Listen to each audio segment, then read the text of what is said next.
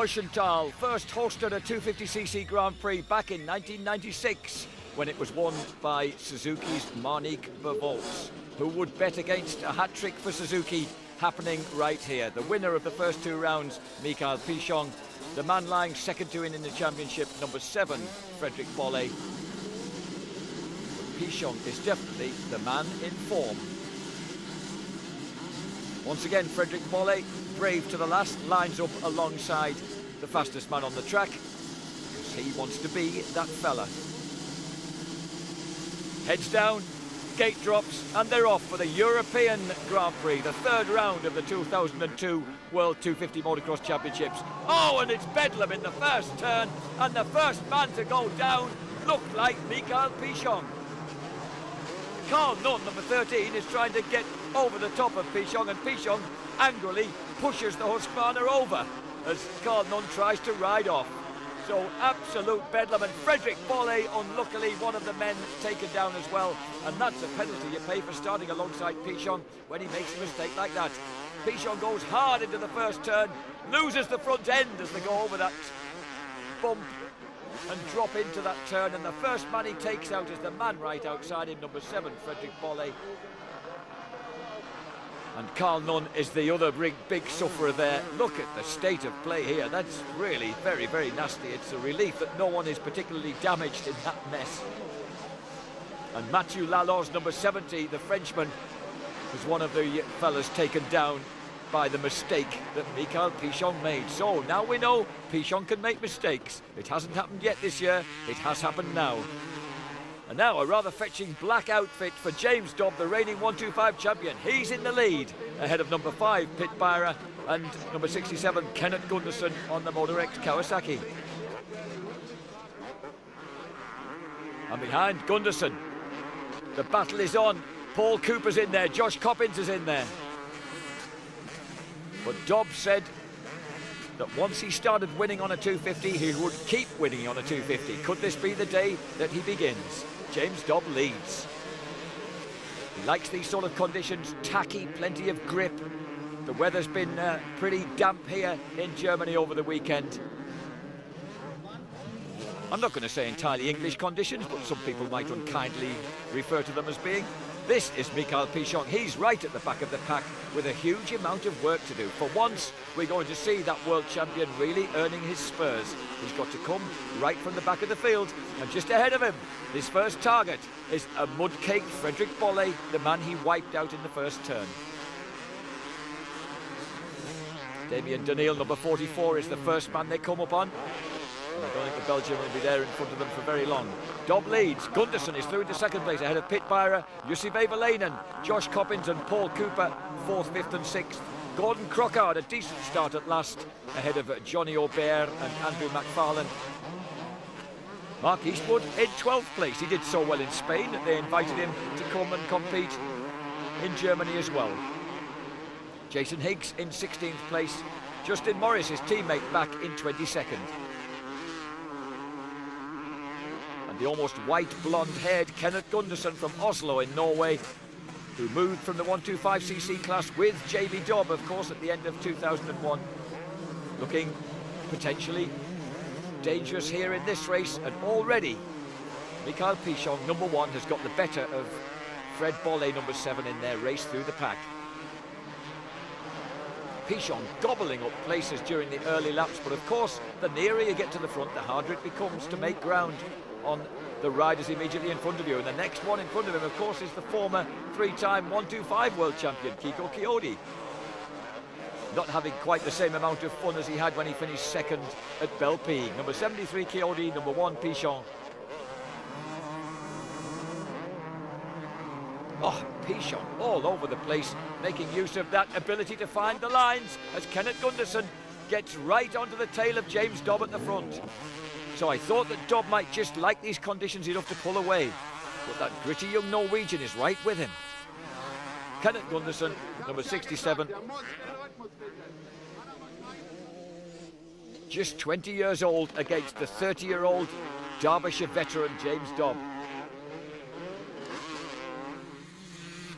GUNDERSON, who rode his first Grand Prix at Lierop in Holland, the 125cc Grand Prix of 1997.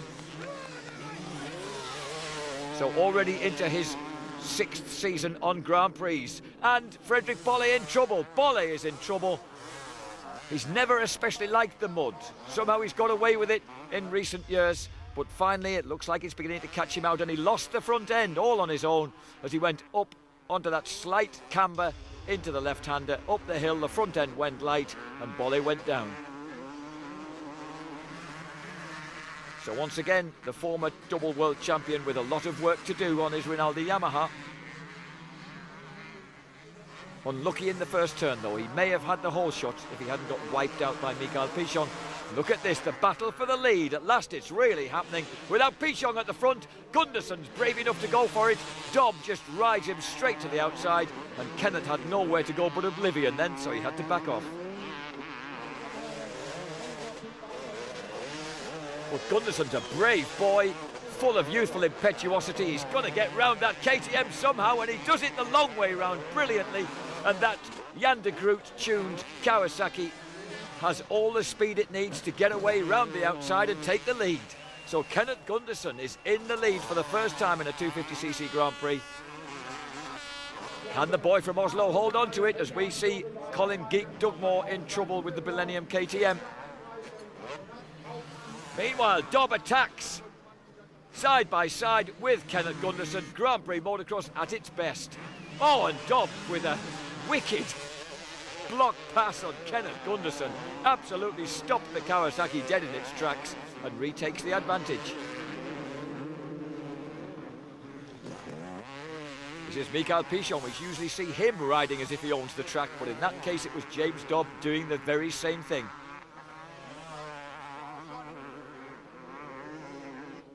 Pichon not so much in amongst the backmarkers now, is beginning to find himself in amongst some of the quicker men, but still making progress on that Suzuki, that distinctive yellow and blue Suzuki.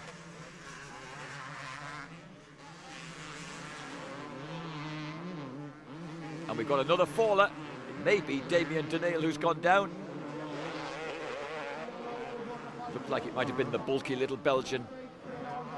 Mikael Pichon, despite riding absolutely on the limit, making no mistakes, but Frederick Bolle, we thought he was going to be his greatest champion. He's called back in for fresh goggles because he's been down again. Oh, Frederick. Fred, look at that. Looking at his hands as if to say, what am I supposed to do in these conditions? Well, everybody else is staying on board, or most of them are, Fred, so I'm afraid you can't entirely blame the track. Dobb leads. 7 laps in, Gunderson and Beira second and third ahead of Cooper and Vivalainen. So Paul Cooper once again having a cracking ride, and Frederick Bolle having a nightmare. 26th place. Well, they've opened the points right down to 20th place this year, but even that's not enough for Fred Bolle to be in the points at the moment. Well, Mikael Pichon, he's well into the points. 11th place now for the fiery Frenchman, ahead of number 14, the TM of Marko Kovalainen, the Finn. At the front, Dobb leads.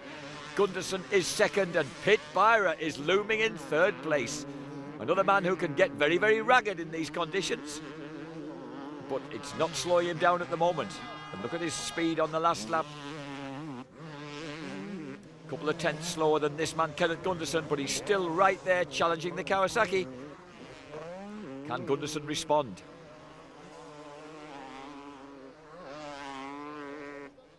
Gunderson looked strong enough for a win in the earlier stages of this race, but now he's being pressed by Beira. Josh Coppins through into 4th place ahead of Jussi Veivalainen and Paul Cooper on the Cass Bacon Bite Hondas. Superb setting here at Teutschenthal, a class Grand Prix venue. And on home ground, Pit Beira doing everything he can, including almost vaulting himself over the bars to get on terms with Gunderson. Crockard 7th, Johnny Aubert 8th, Andrew McFarlane in 9th place, the Australian who rides for Gunderson's Motorex Kawasaki team. And James Dobb has opened up a bit of a gap at the front. Surely he's secure in 1st place. Gunderson in 2nd isn't yet. Mikael Pichon has gobbled up another couple of places. He's up to 9th on that number 1 Suzuki. Ahead of him is Johnny Aubert on the Kazali-Kurtz Yamaha. And the fact that it's another Frenchman just might ignite Michael Pichon's passion even further, as Pit Byra, always passionate, begins to claw back the advantage on Kenneth Gunderson.